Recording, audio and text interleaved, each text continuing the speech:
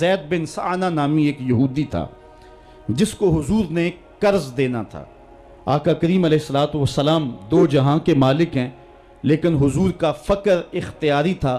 آقا کریم علیہ السلام کے گھر میں بسا اوقات کتنے دن چولہا نہیں جلا کرتا تھا۔ حضور ادھار لے کر کے لوگوں کی مصیبتوں کو بھی دور کرتے، اور گھر کا چولہا بھی بعض اوقات ادھار لے کے گرم کرنا پڑتا۔ اعلیٰ حضرت فرماتے ہیں مال کے کونین ہیں گو پاس کچھ رکھتے نہیں، دو جہاں کی نعمتیں ہیں ان کے خالی ہاتھ میں۔ تو کہتے ہیں کہ ایک دن حضور علیہ السلام کی خدمت میں ایک شخص حاضر ہوا جس کا نام زید بن سعانہ ہے اور یہودی ہے، اور اس نے حضور علیہ السلام سے قرض کا تقاضا کیا، لیکن تقاضا اتنے سخت انداز سے کیا کہ اس نے حضور علیہ السلام کی قمیص کو پکڑ کے کھینچا بھی۔ تو حضرت عمر رضی اللہ تعالیٰ عنہ نے جب دیکھا تو بڑے گھور کے اس کی جانب دیکھا اور اس کو پیچھے ہٹاتے ہوئے کہا کہ تجھے شرم نہیں آ رہی کہ اللہ کے رسول کے ساتھ کیسے سلوک کر رہا ہے اور میں تیرے سامنے موجود ہوں؟ تو حضرت نبی رحمت صلی اللہ علیہ وسلم نے حضرت عمر کو کہا عمر مجھے تجھ سے اس بات کی توقع نہیں تھی۔ ذرا غور کیجئے حضور علیہ السلام کی اس سیرت کے انداز کو۔ ایک شخص آ رہا ہے اور حضور سے سختی کر رہا ہے، ابھی حضور کو قرض لٹانے کی جو تاریخ ہے اس میں بھی 4 دن باقی رہتے ہیں اور وہ ناجائز سختی کر رہا ہے۔ حضرت عمر رضی اللہ تعالیٰ عنہ نے جب اس کو گھورا اور سختی کی تو حضور علیہ السلام نے فرمایا عمر مجھے تیرے سے اس بات کی توقع نہیں تھی، تمہارا کام تو یہ تھا کہ مجھے حسن ادا کی تلقین کرتے کہ اچھے انداز سے قرض واپس کرو، اور اس کو جو ہے وہ نرمی کی تلقین کرتے، اور پھر آقا کریم علیہ السلام نے فرمایا اس کا قرض ادا کر دو، اور اے عمر جو تم نے اس کو گھورا ہے اس کے بدلے میں 20 وسق زیادہ کھجوریں بھی تم اس کو دو گے۔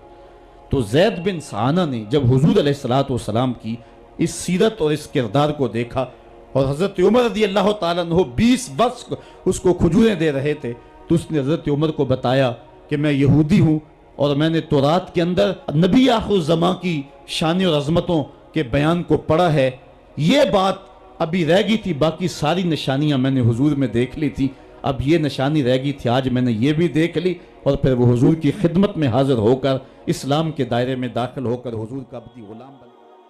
حضرت معاذ بن جبل رضی اللہ تعالیٰ عنہ فرماتے ہیں کہ ایک دن حضور گلی سے گزر رہے تھے اور میں ایک جانور کی کھال اتار رہا تھا، اور مجھے کھال اتارنے کا طریقہ نہیں تھا، مجبوراً مجھے کھال اتارنا پڑی۔ تو حضور گزرے تو مجھے دیکھا کہ معاذ بن جبل کو کھال اتارنا نہیں آ رہی، تو حضور رک گئے اور آقا کریم نے فرمایا معاذ ٹھہرو ذرا میں تمہیں بتاتا ہوں کہ بکری کی کھال کیسے اتاری جاتی، اور آقا کریم آگے بڑھے اور حضور نے خود جو ہے وہ کھال اتاری، اور پھر مجھے فرمایا معاذ ایسے کھال اتارا کرتے ہیں۔ آج ہم اپنے بڑے پن کو اور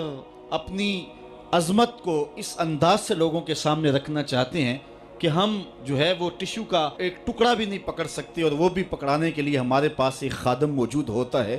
لیکن آقا کریم علیہ السلام کی زندگی اور حضور علیہ السلام کی سیرت کی سادگی کا حسن اور جمال یہ ہے کہ حضور اپنے کپڑوں کو خود مرمت کر لیتے ہیں اور اپنے دیگر کام خود کرتے ہیں اور بطیب خاطر کرتے ہیں، اور اس میں کوئی چیز اپنے لیے شرمندگی کی محسوس نہیں کرتے ہیں۔ حضرت حسن رضی اللہ تعالی عنہ حضور علیہ السلام کے نواسے بھی ہیں اور آقا کریم علیہ السلام کی صحابیت کا شرف بھی پایا ہے۔ کہتے ہیں کہ کانا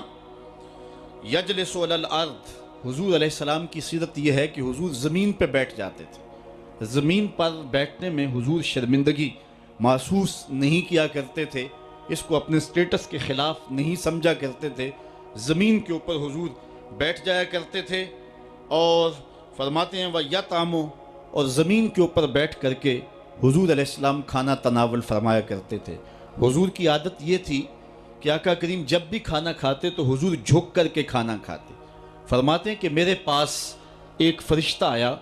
جو کعبۃ اللہ کے صحن میں کھڑا تھا، اور اس کی کمر کعبۃ اللہ کی چھت کے برابر تھی، اتنا اس کا قد تھا، اور اس نے مجھے کہا کہ آپ اگر چاہیں تو آپ کو نبی اور بادشاہ بنا دیتے ہیں، اور آپ اگر چاہیں تو آپ کو عبد اور نبی بناتے ہیں۔ تو فرماتے ہیں کہ میں نے جبریل کو دیکھا اور جبریل مجھے اشارے سے تواضع کا حکم دے رہے ہیں، تو میں نے عرض کی کہ میں نبی اور عبد بننا چاہتا ہوں۔ تو جب یہ بات حضور نے کہی تو فرمایا عائشہ اگر میں نبی اور بادشاہ بنتا تو یہ جتنے بھی پہاڑ ہیں یہ سونا بن کے میرے ساتھ چلتے، لیکن میں نے اس بات کو اختیار نہیں کیا۔ اور اس کے بعد حضور علیہ السلام جب بھی کبھی کھانا کھاتے تو حضور جھک کر کے کھاتے، جس طرح مالک کی دہلیز سے خیرات ملتی ہے اور کوئی خادم اس کو جو ہے وہ شکرانے کے طور پہ جو ہے وہ انتہائی عجز کے ساتھ کھاتا ہے، ساری زندگی حضور نے کھاتے اور پیتے ہوئے تکیہ نہیں لگایا، ہاتھ میں پلیٹ پکڑ کے اکڑ کے یا ٹہل کر کے یا جو ہے وہ بالکل سیدھے ہو کے نہیں، تھوڑا سا جھک کر کے بغیر تکیے کے حضور علیہ السلام کھانا کھانا پسند فرمایا کرتے تھے، اور فرماتے میں اس طرح کھاتا ہوں جس طرح بندے کھاتے ہیں، اور میں اس طرح بیٹھتا ہوں جس طرح اس کے عبد اور اس کے بندے بیٹھتے ہیں۔ یہ حضور علیہ السلام کا طریقہ ہے۔ ایک دن آقا کریم علیہ السلام ایک چٹان کے اوپر بیٹھے تھے اور حضور علیہ السلام قدید کھا رہے تھے۔ یہ خشک گوشت جو کر کے اس کو بعد میں جب پکایا جاتا ہے تو اس کو قدید کہتے ہیں، یا سرید تھی، حضور کھا رہے تھے تو ایک خاتون وہ گزری، اور اس کے بارے میں اہل علم کہتے ہیں کہ وہ بڑی زبان دراز تھی اور وہ مردوں کو بھی ایسی ایسی باتیں کرتی کہ لوگ جو ہے وہ اس کی شر سے بچا کرتے تھے۔ تو اس نے کہا کہ آپ تو ایسے کھا رہے ہیں جس طرح کہ عبد کھاتے ہیں۔ تو حضور علیہ السلام نے فرمایا اگر میں عبد نہیں ہوں تو کون عبد ہے؟ فرمایا میں سب سے بڑا عبد ہوں۔ تو جب یہ بات سنی تو اس کے قدم رک گئے اور اس نے حضور علیہ السلام کی خدمت میں عرض کی کہ حضور آپ پھر اکیلے ہی کھا رہے ہیں، مجھے بھی کھلائیں۔ تو حضور نے ایک لقمہ اٹھایا، فرمایا لو تم بھی کھا لو۔ تو اس نے کہا یہ نہیں، بلکہ جو آپ کے منہ میں ہے میں وہ کھانا چاہتی ہوں۔ تو حضور علیہ السلام نے اپنے منہ کا نوالا نکال کر کے اس کے منہ میں ڈال دیا۔ تو کہتے ہیں کہ اس کے بعد کبھی بھی اس کی زبان پر کبھی فحش بات آئی نہیں تھی۔